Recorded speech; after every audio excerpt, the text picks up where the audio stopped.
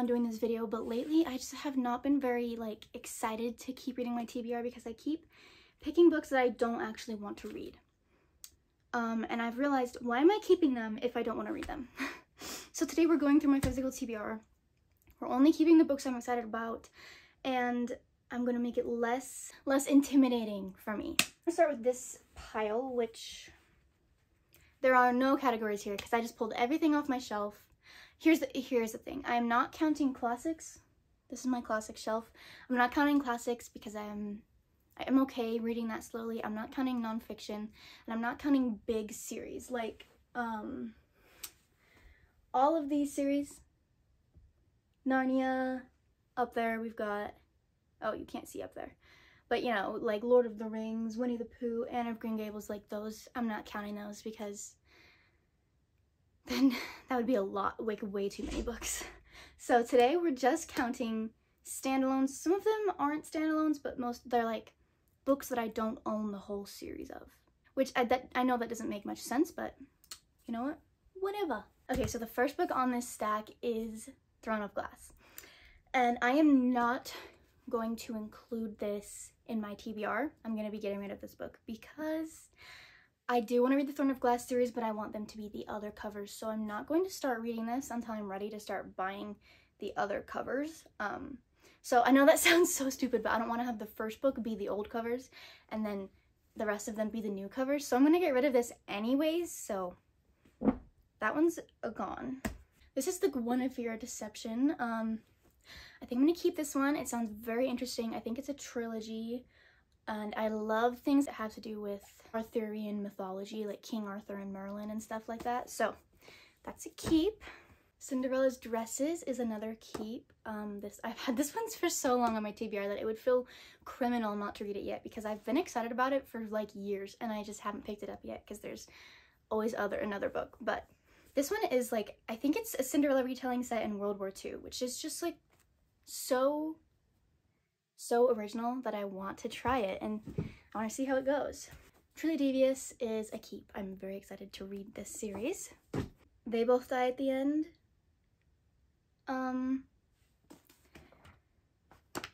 I'm sorry, but I'm gonna get rid of this book. I've never once been excited to pick this up. I think a lot of it is that it's associated very heavily with like OG book talk books like The Song of Achilles and stuff like that, and I didn't like most of those books that I read. I didn't like The Song of Achilles, so I don't think I'll enjoy this one either. Next we've got The Hawthorne Legacy, which is the second book. I've read the first book, The Inheritance Games, but I don't own the third book, so I'm gonna keep this, but I think I'm just gonna wait to read this until I'm off my book buying ban, but I'm gonna keep this. Princess of the Silver Woods and Princess of the Midnight Balls are two fairy tale retellings that I own, and I'm gonna keep them, but very tentatively. If I don't read them by the time I'm off my book buying ban, I think I'm gonna get rid of them because they might be fun. I tend to really like retellings, but also I'm not that excited about them. There are more books that I would rather read, you know? I'm just starting to realize how valuable my time is, and I don't feel like I should be reading books that I'm not excited about. These next ones I'm all excited about, so I'm gonna speed round it. A Good Girl's Guide to Murder, definitely want to read that. A Natural History of Dragons, definitely am gonna read this. The Cruel Prince. I will be reading The Cruel Prince, but I don't have the rest of the books in this series, but that's okay. That's fine. Next we have A Study in Drowning. This is a new release. I do want to read this because I just got this book. It was a gift. That's how I have it because I can't buy books right now. I don't know. Literally, you should just count how many times I mentioned my book buying ban because I cannot shut up about it. Miscalculations of Lightning Girl is a book that my mom recommended to me, but I just think I'm always going to pick another book over this book, so I think I'm going to get rid of this. I'll probably give it back to my mom because I was borrowing this from my mom, but she might get rid of it too because it's not like one of her most favorites. Ready Player One, this book, I'm halfway through it. I've been halfway through it for months now. It's an interesting book, it's just every time I try to read it, I don't want to pick it up. I have no clue why, but I want really badly to finish it because I want to just see how it ends. Because I know it's just a little different from the movie, so I can't just watch the movie and figure it out. So I want to read this book, but it's gonna be a rough one. A Magic Steeped in Poison is a keep, but I'll probably wait till it's warmer to read this. So, you know. Bloom is a graphic novel, and I'm keeping Bloom. Okay, so The Boy Who Was Wanted is actually an arc, but it came out this month. Came out last month. Wait, came out in August, so 2 months ago. It came out a while ago. So, I don't know. I think I'm gonna try it because it's a romance, so I might be able to just get through it quickly. And I don't have very many romances, so I should probably keep the ones I do have because I'm gonna run out of romances very quickly. Savvy is another book that my mom was going to get rid of, and I took it off her hands, but I think I was just kind of in the mindset of like, get all the books that I can. I'm not really excited to read this book, so I'm gonna be getting rid of Savvy. And then I have Red Queen and Glass Sword, the first 2 books in the Red Queen series. I'm gonna be keeping these, but I don't know if I'll get to them just because I don't have the rest of the books in the series, and that stresses me out. Like, what if the second book ends on a crazy cliffhanger and I can't read the next one? You know? Okay, here we're moving on. The Missing of Claire de Lune. Now, this first book of the series, I enjoyed it, but I kind of was like, I feel like I only wanted to continue it because I thought it was gonna get better, you know? And I just have been putting off reading this book for so long. I think I'm gonna read this one, but if I don't love this one, I'm not gonna buy the rest of the series because I just know I'm never gonna get to it because it's not exciting to me. So I'm gonna try this one, but a very, very open DNF if I want it, you know? Eliza and Her Monsters, I think I am going to be getting rid of this one. I think most of these books, I would probably enjoy reading them. I just judge books by their covers so much.